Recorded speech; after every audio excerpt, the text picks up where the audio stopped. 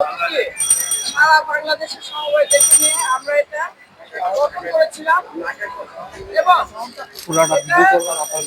আপনারা জানেন যে আমরা বিআরডিপির সাথে একসঙ্গে চলেছি এবং সারা বাংলাদেশের কৃষকদের উন্নয়নের জন্য সমবায়ীরা আমরা একত্রিত হয়ে আমরা কাজ করে চলেছি। সেই কাজের আমাদের প্রায় 2 কোটি মানুষের আমাদের উন্নয়নমূলক কাজ করে চলেছি। আপনারা জানেন যে এই সমবায় ফেডারেশনের মাধ্যমে আমরা নতুন কাজ করেছিলাম যে সেই সময়ে আমাদের সালে যখন আওয়ামী লীগ ক্ষমতায় আসে তখন আওয়ামী লীগের বছর আপনারা জানেন আশালতা বলতো নামে একটি মহিলা নিজের পদ দখল করেন বিনা ভোটে। এরপর দেখা যায় উনি নিজের কাজ করার জন্য তিনি দ্বিতীয় তলা দখল করেন। এই দখল করার পর থেকে আমাদের কাজ স্থিতি আছে।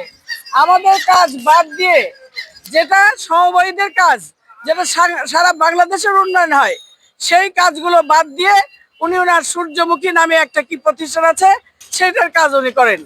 মাঝখান থেকে আমাদের সমবায়গুলো ছুটিয়ে পড়ে এবং আমাদের কার্যক্রম ছোট হয়ে আসে, কারণ দ্বিতীয় তলা দখল করাতে আমাদের কার্যক্রম ছোট ছোট কবুতরের খোপের মতো আমাদের ঘর করে সেখানে আমাদের ফেডারেশনের কর্মকর্তারা কোনো রকমের কাজ চালাতে থাকে। আমরা এটার উন্নয়নের জন্য অনেকবার চেষ্টা করেছি, কিন্তু আবারও পুনরায় যখন আওয়ামী লীগ ক্ষমতায় আসে, এই যে 18 বছর তারা এটাকে এমনভাবে ধরে রেখেছে যাতে করে সমবায়ীদের কাজ না হয়, জিনিসপত্রের দাম চলতেই থাকে। আমরা তো ইচ্ছা করলে এই সমবায়ীদের মাধ্যমে উৎপাদন বৃদ্ধি করে এখানে আমরা এই যে আজকে যেখানে আমরা কাজ করছি সেখানে আমরা অনেকগুলো হাট বানাতে পারি সকালের দিকে, যেটা ন্যায্য মূল্যে মানুষ পেতে পারে, তাতে সাধারণ মানুষের উপকার হতো। সেই কাজগুলো বাদ দিয়ে নিজের কাজের জন্য অফিস দখল করে রেখেছে। আমরা এর উচ্ছেদ চাই এবং এটার পরিবর্তন চাই।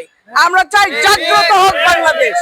বাংলাদেশ যদি জাগ্রত হয়, বিশেষ করে কৃষকরা যখন জাগ্রত হবে তখন দেখা যাবে সমস্ত জিনিসপত্রের দামও অনেক কমে এসেছে।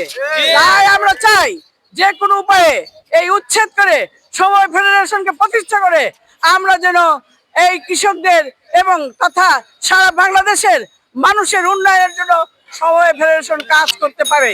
সেই উপলক্ষেই আমরা একটা সংগ্রাম কমিটি করেছি। এই সংগ্রাম কমিটির মাধ্যমে আমরা আন্দোলন চালাতে থাকবো।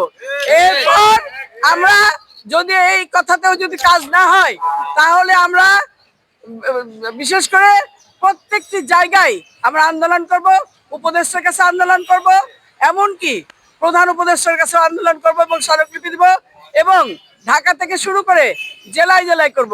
তারপরে আমরা প্রতিটা উপজেলায় করব, যাতে করে এই আমাদের ফেডারেশনকে প্রতিষ্ঠিত করতে বাধ্য হয় এবং এই যে যারা আমাদের ক্ষতি করছে, আমাদের ফেডারেশনকে নিম্নের দিকে নিয়ে যাচ্ছে, তাদের উচ্ছেদ করা পর্যন্ত আমরা এই আন্দোলন চালিয়ে যাব। আপনারা সকলেই সহযোগিতা করবেন এই আশাবাদ ব্যক্ত করে আমি আমার বক্তব্য শেষ করছি। ধন্যবাদ। আসসালামু আলাইকুম।